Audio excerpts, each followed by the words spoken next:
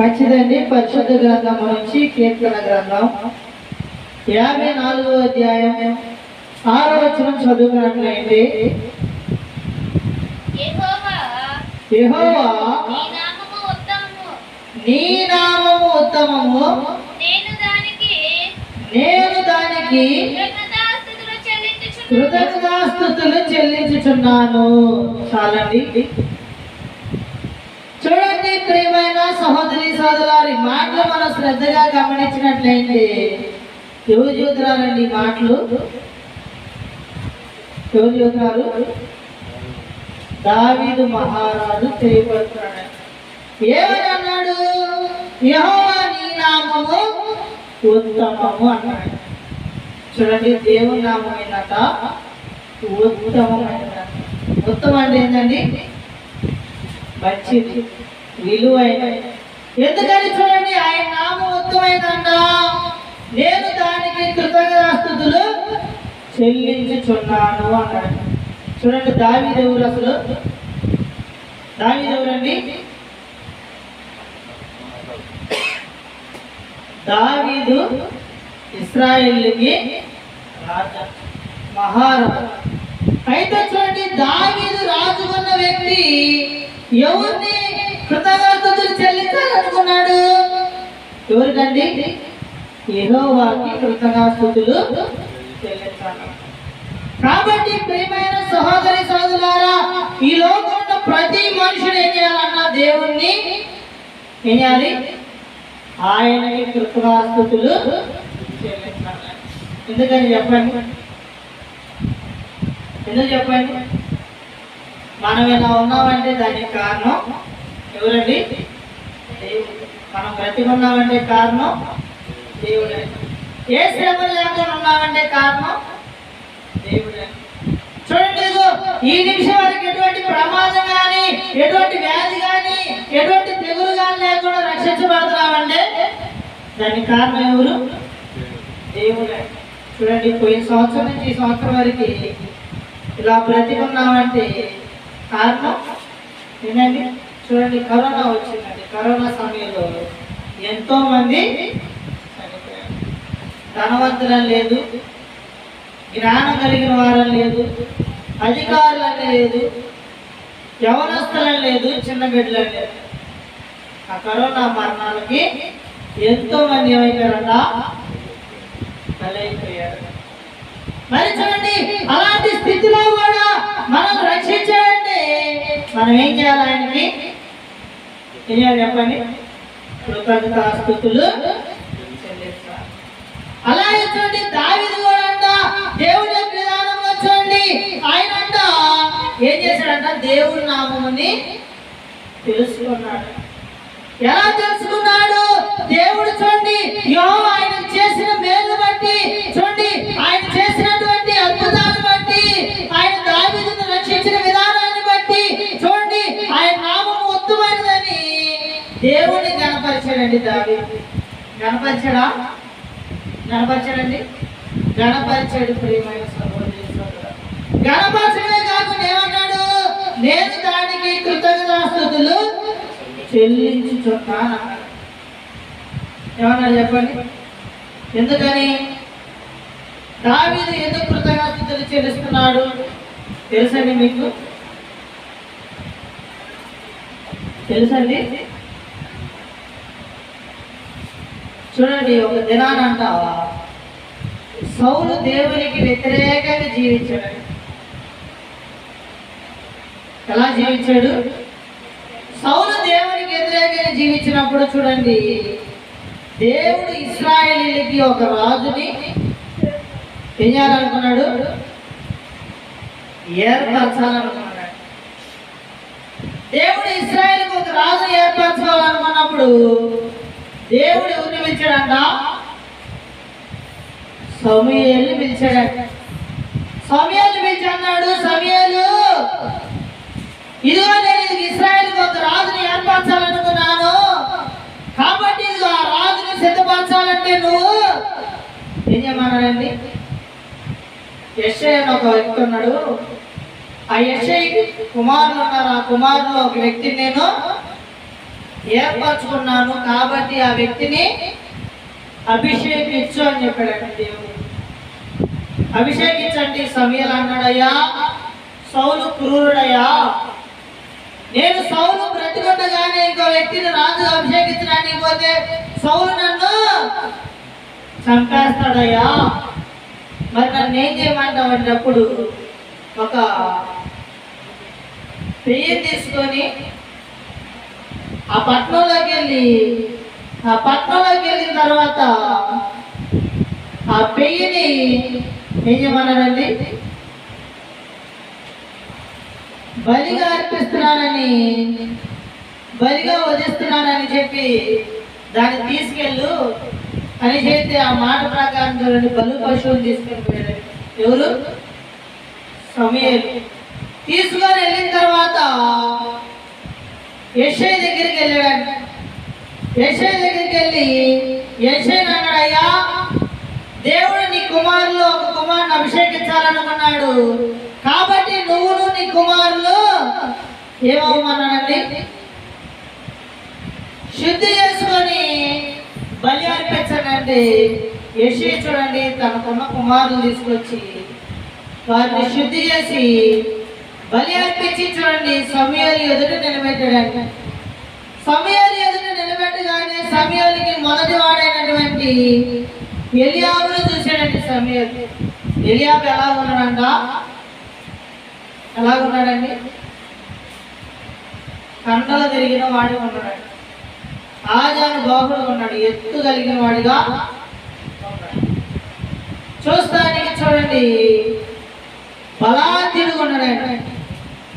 సమూయేలు అనుకున్నాడు, దేవుడు ఈ మనిషిని ఏర్పరచుకుంటాము అనుకొని అన్నాడు, అయ్యా ఇదిగో నా ఎదురుగా రా, నిన్ను నేను ఏం చేస్తానన్నాడు, తైలం పెట్టి అభిషేకిస్తాను అన్నాడు. దేవుడు అన్నాడు, ఇదిగో ఈ వ్యక్తి నేను ఏమన్నాడండి, లక్ష్య పెట్టలేదు అన్నాడు.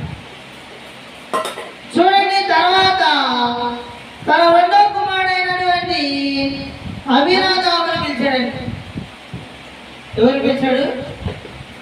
ఈ అభినాదాబు కూడా బలంగా ఉన్నాడండి. బలంగా ఉన్నాడు, కన్ను తిరిగి ఉన్నాడు, మంచి సౌందర్యంగా ఉన్నాడు. అయితే చూడండి అభినాదాబును కూడా దేవుడు ఏర్పరచుకోలేదంట. తర్వాత మూడో వాడిగా ఎవరు పిలిచాడండి? షమ్మాని పిలిచాడండి.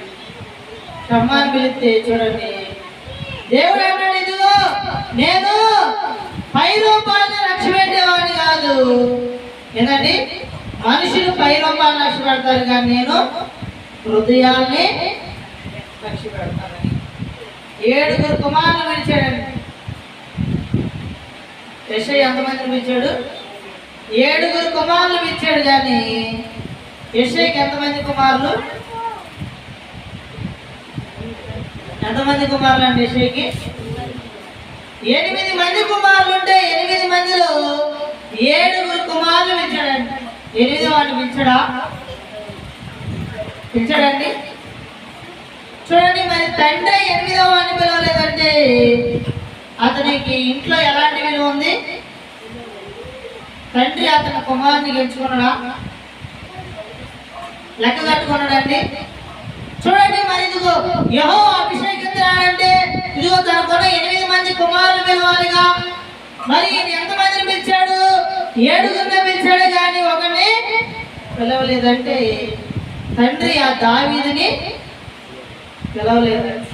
ఎందుకని? దావీదు ఎవరంట? గొర్రెలు కాచుకునేవాడు. చూడండి ఏం చేశాడు? దావీదుని పిలవలే. ఎందుకంటే దావీదు ఏం చేసేవాడంట? బాలుడు ఉన్నాడంట. దావీదు గొర్రెలు తీసుకొని అరణ్యానికి వెళ్ళి గొర్రెలు కాచుకునేవాడంట. ఈ మిగిలిన వారు ఇక్కడే ఉండేవాడు. మరి గొర్రెలు కాచుకున్నాడంటే ఆయన అర్థం ఏం చెప్పండి? ఎక్కడికో అరణ్యంలోకి వెళ్ళిపోయి తిని తినక ఉండి లేక ఎప్పుడో నెలకోసారి ఇంటికి వచ్చేవాడు. అలాంటి చూడండి, దావీదు విలువ ఉందా ఇంట్లో? దావీదు విలువ ఉందా ఇంట్లో? విలువ లేదండి. అన్నదమ్ముల మధ్య విలువ ఉందా? లేదండి. దావీదు ఎలా ఉన్నాడంటే తండ్రికి విలువ లేని వాడు ఉన్నాడంటే చివరికి చూడండి, ఆ సమయాలు అడిగేదా కూడా నాకు ఇంకో కుమారుడు ఉన్నాడని చెప్పలేదండి. సమయాలు చివరికి అయ్యా ఇదిగో 7 కుమారులను చూపించావు దేవుడు, మరి 7 ఏర్పరచుకోలేదు, మరి నీకు ఇంకెవరైనా కుమారులు ఉన్నారా అన్నప్పుడు చూడండి, అప్పుడు అన్నాడు యేషయ్యా ఏమన్నాడండి, అయ్యా నాకు ఇంకొక కుమారుడు ఉన్నాడయ్యా, అతను ఎక్కడో గొర్రెలు కాస్తున్నాడయ్యా, అతను కూడా నీ వద్దకి పిలిపిస్తానన్నాడు. చూడండి ఆ మాట ప్రకారం ఏం చేశాడంట, ఆ మాట ప్రకారం చూడండి దావీదుని పిలిపించాడంట. దావీదుని పిలిపించిన తర్వాత చూడండి దావీదు కూడా చూడండి శుద్ధి పొంది ఇదిగో ఈ సమయాలు ఎందుకు రాగానే దేవుడు ఏమన్నాడండి చూడండి, మొదటి సమయాల గ్రంథం 16వ అధ్యాయం 12వ వచనం చదువుకున్నట్లయింది.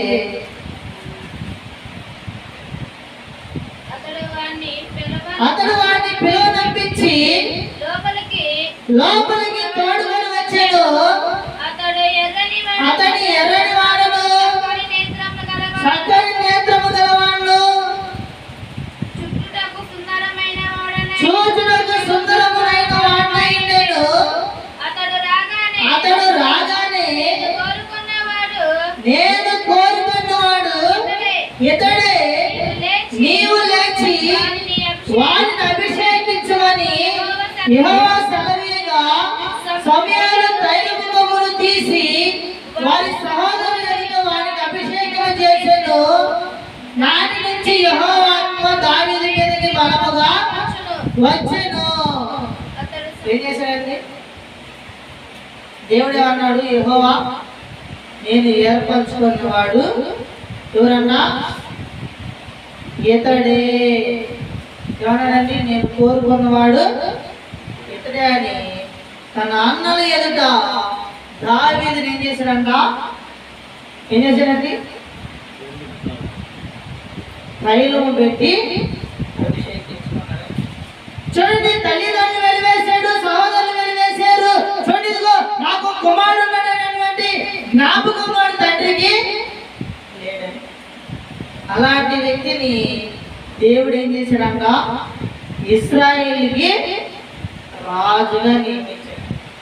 చూడండి ఇదే కాదు, చూడండి ఇంకో సందర్భం మనం చూసుకున్నా కానీ చూడండి సౌలు రాజు మీదకి యుద్ధం చేయడానికి ఎవరు వచ్చారంట, ఫిలిస్తీన్లు వచ్చారంట. ఫిలిస్తీన్లు యుద్ధం చేయడానికి వచ్చి ఫిలిస్తీన్లు ఏం చేశారంట, ఫిలిస్తీన్లు ఒకడు ఉన్నాడంట, ఎవరైనా గొలియాత్. ఈ గొలియాతు చూడండి ఏం చేస్తాడండి యుద్ధానికి వచ్చి సౌలు ఎదుట నిలబడి సౌలు అన్నాడు, ఇదిగో మీ ఇశ్రాయేలీయుల్లో ఎవడైనా కానీ నన్ను చంపడానికి వచ్చి నన్ను చంపినట్లయితే ఈ ఫిలిస్తీన్ల రాజ్యాన్ని మీ చేతికి అప్పగిస్తున్నాను. ఏం చెప్పాడు చెప్పండి, రాజ్యం మొత్తాన్ని మీకు ఇస్తానని. ఒక దినాన్ని చెబుతున్నాడండి మాట, దినదినం వస్తున్నాడు, రోజు వస్తున్నాడు, యెహోవాను దూషిస్తున్నాడు. ఇదిగో మీరు ఇశ్రాయేలీయులు ఇదిగో బలాఢ్యులైనట్లయితే, ఇదిగో కన్న తెలియని వాళ్ళైనట్లయితే, ఇదిగో మాలో ఉన్న 100 మందిని చంపడం కాదు, నన్ను ఒక్కరు చంపండి మీరు చాలు, ఎంతమంది అయినా రండి, ఇదిగో మీలో బలాఢ్యులైన వాడు నన్ను చంపితే నా రాజ్యాన్ని మీకు అప్పగిస్తాను, మీరు చంపకపోతే మీ రాజ్యాన్ని నాకు ఏమన్నాడు అప్పచెప్పన్నాడు. చూడండి ఎంత బలమైనటువంటి దాన్ని చెప్పండి, ఎంత కష్టం. గొలియాతు వచ్చి చూడండి మాట్లాడుతున్నప్పుడు అంట తన మాటలకి ఇశ్రాయేలులో ఉన్నటువంటి బలాఢ్యులందరూ ఏం అయ్యారంట, భయపడిపోయారు. ఏమైపోయారు చెప్పండి, వణికిపోయేవాళ్ళంట.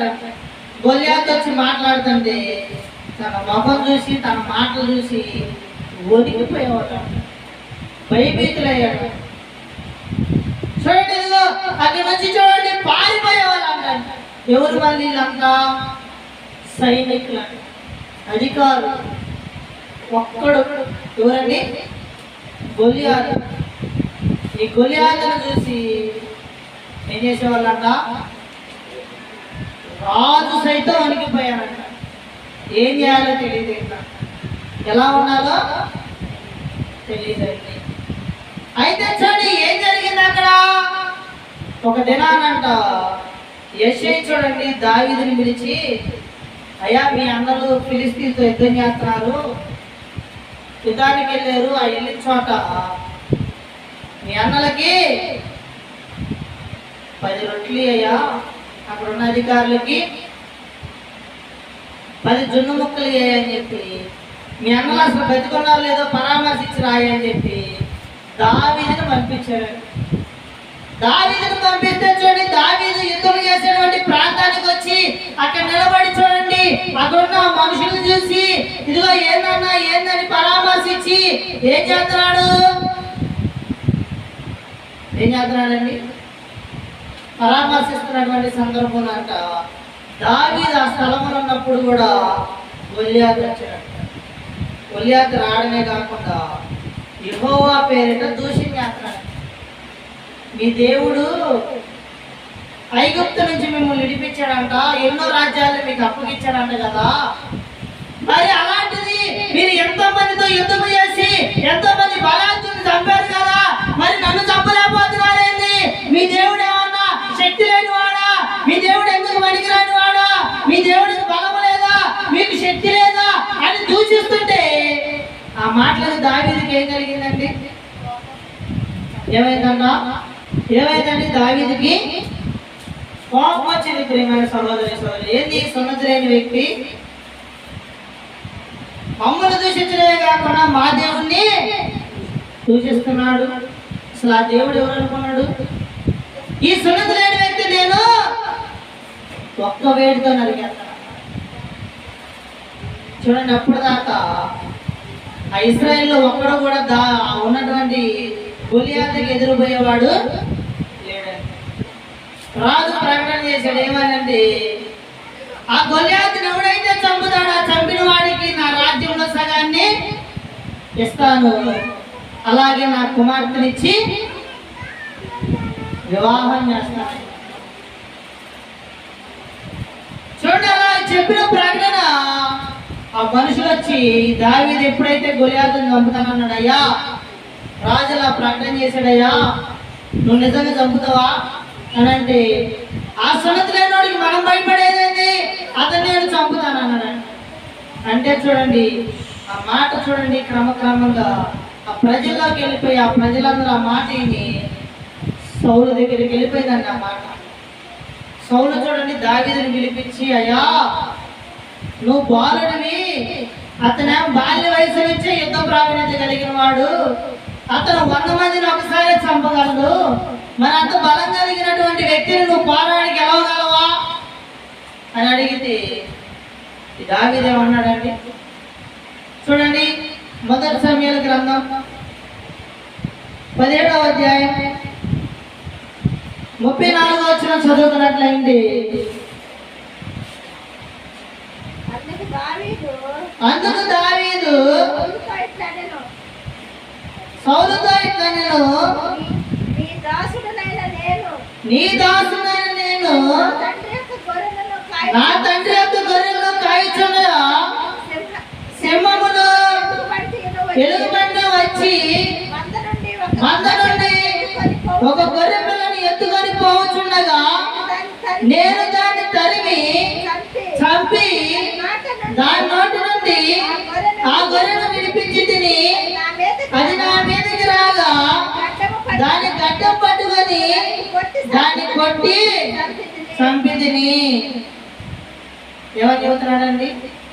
అయ్యా నేను గొర్రెలు కాసుకునే సమయంలో ఏమొచ్చిందంట? సింహము ఎలుగుబంటి వచ్చిందంట. చూడండి, అరణ్యంలో మరి గొర్రెలు కాయాలంటే ఎవరైనా ఉంటారండి? ఒక్కడే వెళ్ళాలి. అరణ్యంలో క్రూర మృగాలు అంటే తెలియదు, విషపాములు ఉంటే తెలియదు, మృగాలు ఉంటే తెలియదు, సింహాలు ఉంటే తెలియదు, ఏముంటాయో తెలియదు. మరి గొర్రెలు తీసుకొని అరణ్యంలో పోయిన సమయంలో అంట ఏమొచ్చింది అక్కడికి? ఎలుగుబంటి వచ్చిందంట, సింహం వచ్చిందంట. మరి చూడండి, ఒక సామాన్య మనిషి ఆ సింహాన్ని పోరాడగలదా, గెలవగలదా? మరి కన్నులు తిరిగిన వాడా? బాలుడు అంట. మరి బాలుడు సింహాన్ని ఎదిరించగలదా? ఎదిరించగలదండి. మనమైతే సింహాన్ని చూడగానే ఏం చేస్తాం? అక్కడ ఉంటావా? ఉంటామండి, ఆరిపోతాం. మరి ఇదిగో ఒక గొర్రె పిల్లని తీసుకొని పోతుంటే మరి సింహం చూడండి వేటాడే సమయంలో ఆ గొర్రె పిల్ల ఏం జరిగింది? దానికి అడ్డుపోతే చూడండి, ఆ దావీదునేనా చంపేసి. మరి చూడండి, అంత ప్రమాదకరమైన సమయాల్లో చూడండి, ఇదిగో దావీదు అంటే ఏం చేశాడంట? ఆ సింహం నోటి నుంచి ఆ గొర్రె పిల్లని పిలిపించి ఆ సింహాన్ని ఏం చేశాడంటండి? చీల్చి వేశాడంట. మరి బాలుడు సింహాన్ని చీల్చి వేశాడంట. ఆ శక్తిని ఎవరిచ్చారు? ఎవరిచ్చారు చెప్పండి? దేవుడు ఇచ్చాడు.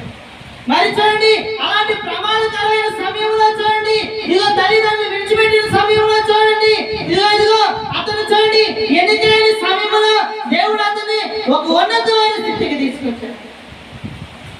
మరి కాబట్టి దేవుడు నామం ఎలాంటిదంతా? ఉత్తమైందా కాదా? ఎలాంటి చెప్పండి? ఇది అలాగే కాకుండా చూడండి, ఇదిగో ఆ గొలియాతును చంపడానికి ఈయన సిద్ధపడినటువంటి సమయంలో అక్కడ చూడండి వేల మంది ఉన్నారు, లక్షల మంది సైన్యం ఉన్నా కానీ అతను ఎదిరించలేకపోయినా కానీ నేను ఎదిరిస్తానని ఈ దావీదు వచ్చిన సమయంలో దావీదుకి దేవుడు ఎలా ఉన్నాడంట? దావీదుకి దేవుడు ఎలా ఉన్నాడండి? తోడనలేడా? దావీదంట గొలియాతును చంపే సమయంలో లోయకి వెళ్ళి ప్రార్థన చేశాడు. అయ్యా, నేను ఇదిగో గొలియాతును చంపడానికి వెళ్తున్నాను, మరి గొలియాతు నాకు అప్పగిస్తావా? రాజు భయపడుతున్నాడు, సైన్యం భయపడుతుంది, నీ నామాన్ని దూషిస్తున్నారు, మరి ఇదిగో దాన్ని చూసి నేను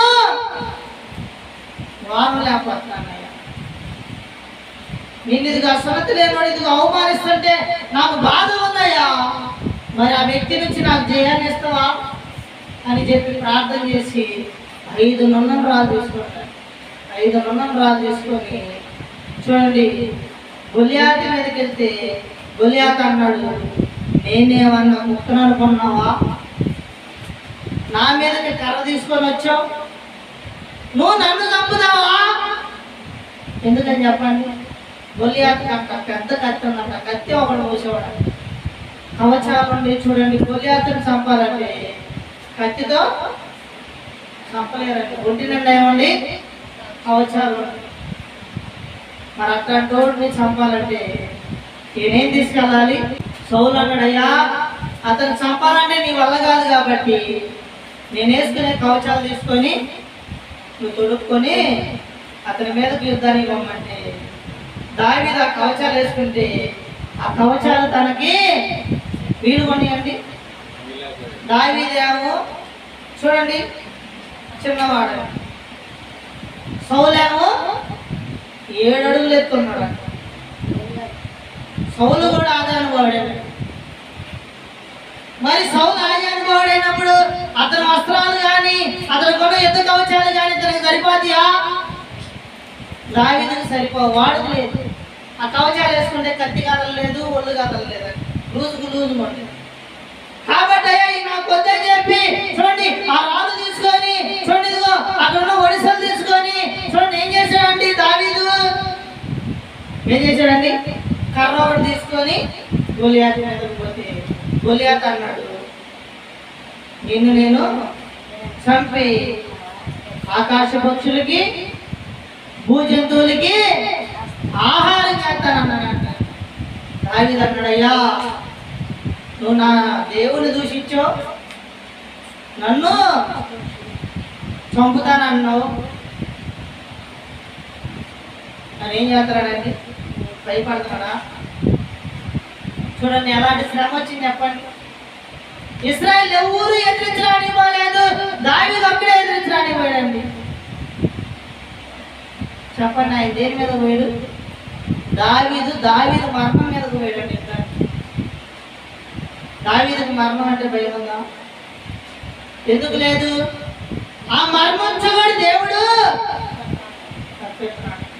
ఏం చేశాడు చెప్పండి? దావీదు గొలియాతు మీదకి యుద్ధానికి పోయి అన్నాడు, యుద్ధము ఎవరిదన్నా? యెహోవాదని చెప్పి చూడండి. దావీదు ఒడిసెలు తీసుకొని చూడండి, రాయగడ తీసుకొని ఆ ఒడిసెల్లో పెట్టి ఆ ఒడిసెలు చూడండి తిప్పి ఏం చేశాడంట? ఇసిరేసాడంట. ఇస్రాయేల్ గారు ఏమైంది? ఆ రాయిపై గొలియాతు యొక్క ఏడ తగిలింది? నుదుటి మీద తగిలిందండి. నుదుటి మీద తగలగానే గొలియాతు అంటే వినబడిపోయాడు.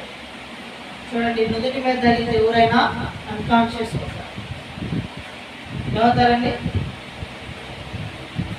అన్కాన్షియస్ పడిపోతే ఆ పడిపోయిన వ్యక్తిని చూడండి, ఆ గొలియాతు యొక్క కత్తి తీసుకొని దావీదు ఆ గొలియాతు యొక్క తలనే నరికేశాడు.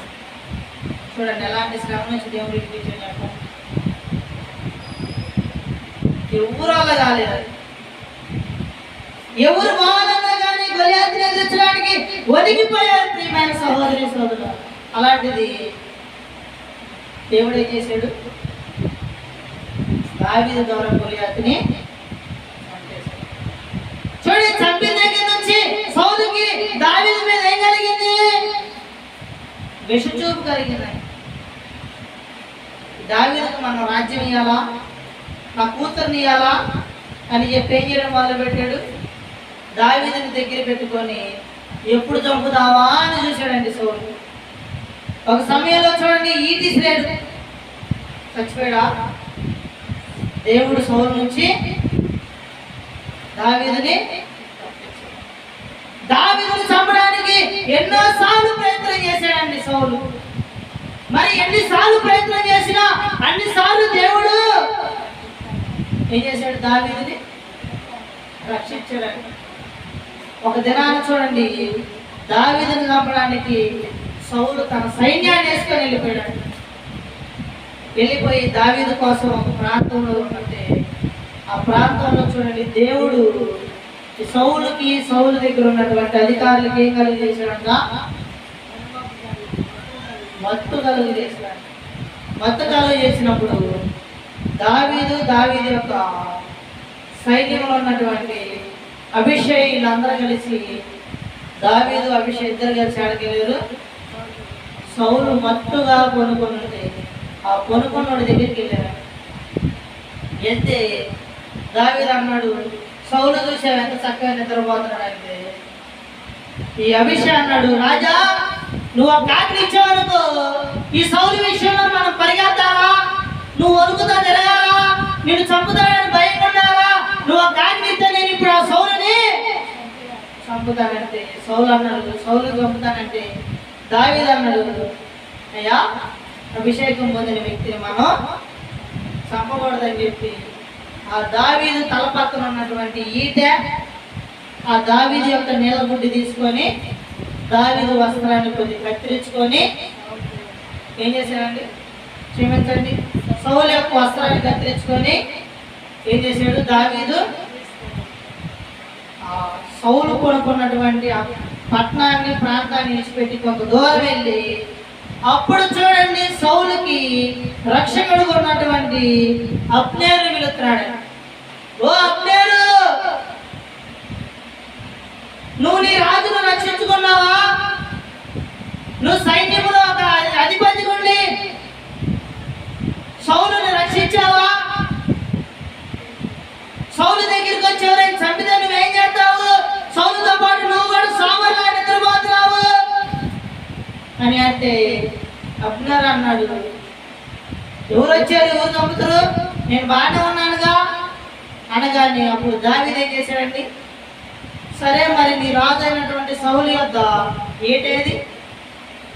అతని యొద్ద నన్ను నిలబుట్టి ఏది? ఇది ఈ రెండు నా దగ్గర ఉండి రాజు యొద్దకు వచ్చి ఇవి తీసుకెళ్ళి నాకు రాజును చంపేటువంటి శక్తి లేదా? మిన్నెళ్ళకు ఉన్నటువంటి నన్ను రాజా నువ్వు ఎందుకు వెంబడిస్తున్నావు? నన్ను చంపాలని నువ్వు ఎందుకు చూస్తున్నావు? దావీదు చూడండి రాజును అడుగుతున్నాడు. అప్పుడు రాజు అన్నాడు, మొదటి సమూయేలు గ్రంథం 26వ అధ్యాయం, మొదటి సమూయేలు గ్రంథం 26వ అధ్యాయం 21వ వచనంలో చదువుకున్నట్లయితే,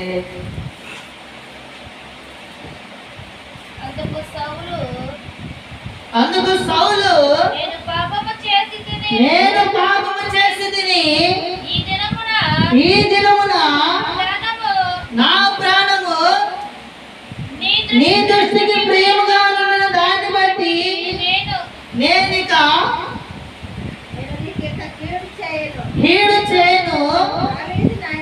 దావీదు నాయనా నా యొద్దకు తిరిగి రమ్ము, వెర్రివాడనై నేను బహు తప్పు చేసిననగా దావీదు రాజా, ఇదిగో నీ ఈట నా యొద్దనున్నది, పనివారిలో ఒకడు వచ్చి దాన్ని తీసుకొని వచ్చును. ఏం చెబుతున్నాడండి సౌలు? అయ్యా దావీదా నాయనా, నేను నీ విషయంలో పాపం చేశానయ్యా, నువ్వు నాకు మేలు కొడితే నేను నిన్ను సంపాలని చూశానయ్యా. చూడండి, రాజు చంపాలనుకుంటే ఒక సమయం పట్టిందండి. చెప్పండి, రాజు ఒకరు చంపాలంటే ఎంతసేపులో చంపేద్దరు? బట్టలు కాకపోతే ఆ బట్టలు పోయి ఒక గంటలో తీసుకొస్తారు. మరి దేవుడు దావీదుని ఎన్నిసార్లు తప్పించాడండి? అనేకమైన సార్లు తప్పించాడండి. తన శత్రువు నుంచి కూడా దేవుడు దావీదుని రక్షించాడు. అందుకని దావీదు ఏమన్నాడు? యెహోవా నీ నామము ఉత్తమమైనది. ఇంకేమన్నాడు చెప్పండి? దాన్ని బట్టి నేను నీకు కృతజ్ఞతాస్తుతులు. చూడండి, శ్రమ నుంచి బాధ నుంచి దేవుడు మనుషుల్ని రక్షిస్తున్నాడు.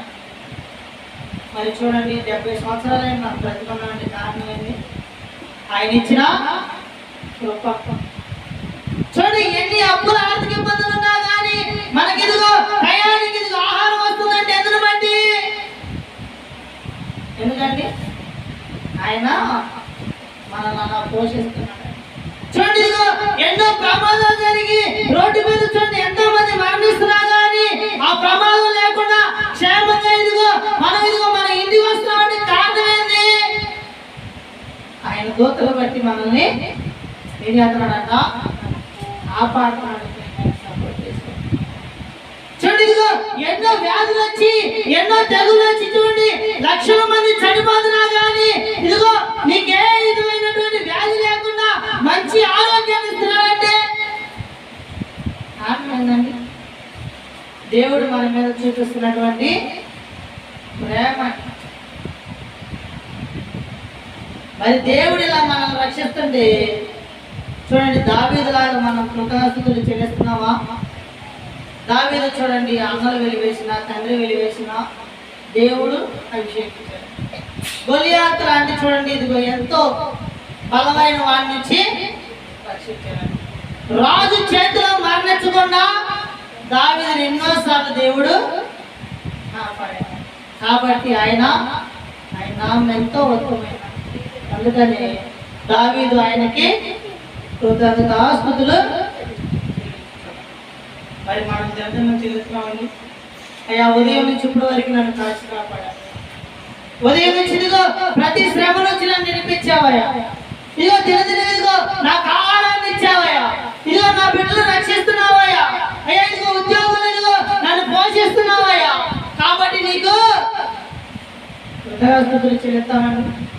అయ్యా, ఇదిగో ప్రయాణం అంతటా నాకు తోడుగా చేస్తామండి. మనం కాబట్టి దేవుడు ఏమన్నాడు? అన్నాడండి, ఎక్కడున్నా కానీ నేను నిన్ను విడువను. మరి ఆయన చూడండి మనల్ని ఆ విధంగా రక్షిస్తుంటే ఇదిగో మనం ఏం చేయాలి? ఆయనకి కృతజ్ఞతలు. ఎందుకంటే అలా చెల్లించడం ఎంతో మంచిదండి.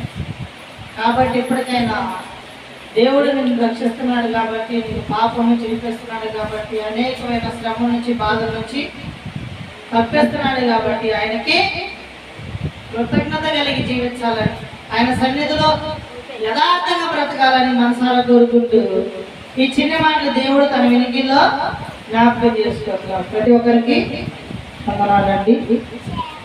మంచిదండి.